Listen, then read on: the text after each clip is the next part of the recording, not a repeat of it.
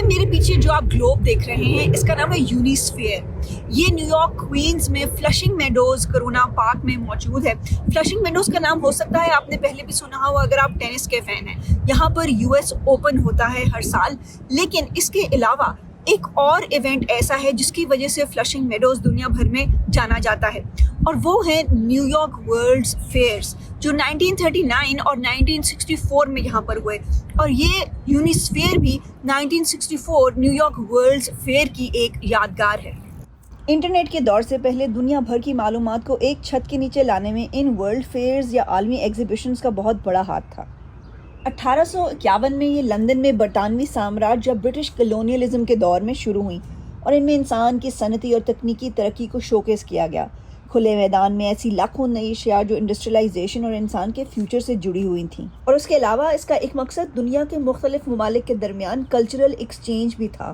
جب 1889 میں پیرس میں یہ ایگزیبیشن منعقد ہوئی تو میدان کی انٹرنس پر اس وقت کی دنیا کی سب سے اونچی بلڈنگ بنائی گئی, آئیفل ٹاور. جی ہاں, پیرس کی یہ سب سے بڑی ٹورسٹ اٹریکشن ایک ورلڈ فیئر کے لیے بنائی گئی تھی. 1939 میں جب نیو یارک کا پہلا ورلڈ فیئر ہوا تو اس وقت امریکہ اپنی اکانومی کے حوالے سے بدترین دور سے گزر رہا تھا. اس دور کا نام ہے گریٹ ڈپریشن, جس میں بھوک, افلاس اور بے روزگاری نے عوام کی زندگی مشکل بنا رکھی تھی.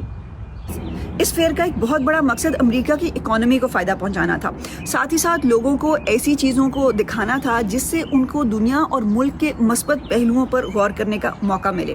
لیکن کاش دنیا میں مثبت رپورٹنگ سے ہی مسائل کا حل ہو سکتا. 4 مہینے بعد ہی ورلڈ وار 2 کا آغاز ہو گیا, جس کی وجہ سے یہاں کے یورپین پویلینز خاص طور پر بہت متاثر ہوئے. لیکن پھر بھی اس 1939 کے ورلڈ فیئر میں دنیا کی پہلی لائیو ٹیلی ویژن براڈ کاسٹ کی گئی, تصویر والے فونز کی پیش گوئی کی گئی, اور کمپیوٹرز جو اس وقت تک تکنیکی کارپوریشنز کے پاس موجود بڑے بڑے ڈبے سمجھے جاتے تھے کے بارے میں پریڈکٹ کیا گیا کہ وہ فیوچر میں انسانوں کے لیے نالج اور انفارمیشن کا ذریعہ بنیں گے. سمندر کے نیچے موجود کالونیاں اور چاند پر رہائش کی پیش گوئی البتہ آج تک پوری نہیں ہوئی. جس نیو یارک ورلڈ فیئر کی یادگار یہ یونیسفیئر ہے, اس سے پاکستان کا بھی ایک تعلق ہے. دنیا کے مختلف ممالک نے یہاں اپنے پویلینز سیٹ اپ کیے تھے, جن میں پاکستان بھی شامل تھا. اس کے پویلین کے ڈیزائن کو چننے کے لیے ایک کمپٹیشن کروایا گیا, جسے کراچی کے مسٹر DH دارووالا اور تاج الدین بھامانی نے جیتا, اور یہ سٹیمپس بھی جاری کی گئیں جو پاکستان کے پویلین اور یونیسفیئر کو ڈپکٹ کرتی ہیں. اندر ایک پاکستانی ریسٹورانٹ وزٹرز کی توجہ کا مرکز بنا رہا. یہ رنگین پرانے انداز کے ٹینٹ بیشتر پاکستانیوں کے لیے بہت ہی نوسٹیلجک ہیں.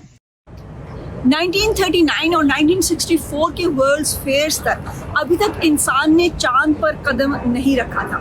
اس وجہ سے اس کی اسپیس اور راکٹ ٹیکنالوجی کے ساتھ فیوچر کے حوالے سے فیسینیشن اپنے عروج پر تھی. یہاں بہت سے اصل اسپیس شٹلز اور ان کے ماڈلز ناسا کی طرف سے لگائے گئے تھے تاکہ لوگ اپنے آپ کو چاند تک پہنچنے کی دوڑ کا حصہ محسوس کر سکیں. آہستہ آہستہ ان ورلڈ فیئرز کی اہمیت کم ہونا شروع ہو گئی جب سیٹلائٹ اور کمیونیکیشنز کے ذرائع تیز تر ہوتے چلے گئے, لیکن آج بھی ورلڈ ایکسپوز کے نام سے یہ جاری ہیں. اب شاید مختلف کلچرز کے بارے میں جاننے یا فیوچر کی ایجادات کو دیکھنے کے بجائے ان کی افادیت اس چیز میں ہے کہ یہ لوگوں کو انٹرنیٹ کی دنیا سے باہر نکال کر اصل دنیا میں ایک دوسرے کو ملنے اور جاننے کا موقع فراہم کرتی ہیں.